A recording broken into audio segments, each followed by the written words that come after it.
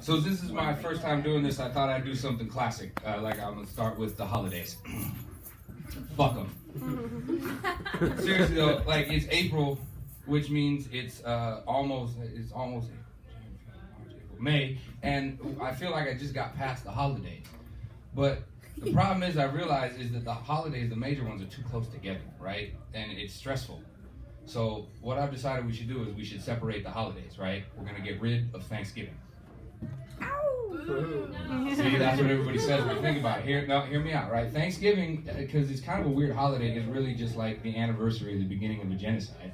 So we're going to replace it with 420, the stoner holiday. Think about it. These holidays share something in common. 420 is like, or both holidays are about, persecuted portions of the population finding a place to practice their beliefs. So the Pilgrims have Plymouth Rock, and the Stoners have California, right?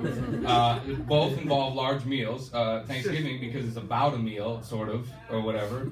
And 420 because everybody's stoned, so, like, there's food involved. So it's like you have turkey and mashed potatoes, and then tacos and pizza, and tacos on pizza. Right?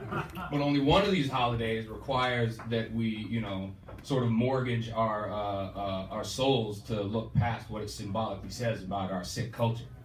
So there's that. Speaking of God, how about this line? Nature made Adam's stabilization software nervous. Speaking of sentences, here's one: prison. Just kidding. Would community service have been funnier? Okay. Speaking of sentences, here's a story that is not like a true story for the sake of telling a joke. This happened. I'm not clever enough to have thought this up.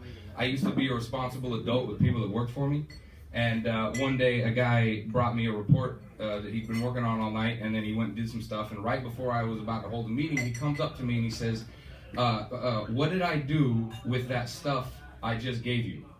And I told him, I was like, man, I looked at him for a second. I said, I'm going to need you to write that sentence down, because I don't understand how you can both ask a question and then answer it within one grammatically complete structure. To this day, I still don't know how to punctuate that. Is it got a period or a question mark?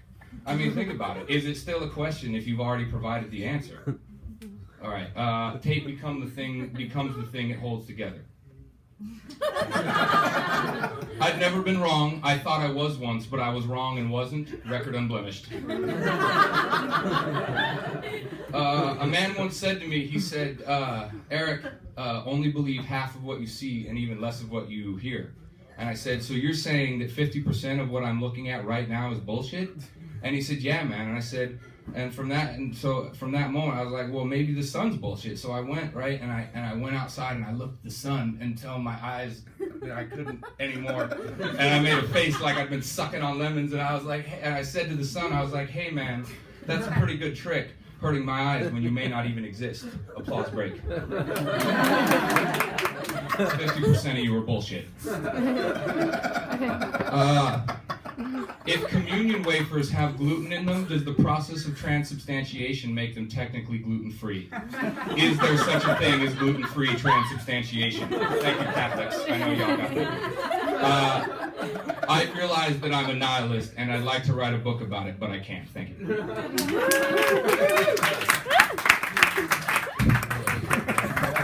Good stuff, brother. Good stuff. Thank you. From the heart, you guys. That's where the deepest comedy comes from. Good stuff. Are you guys ready for your next?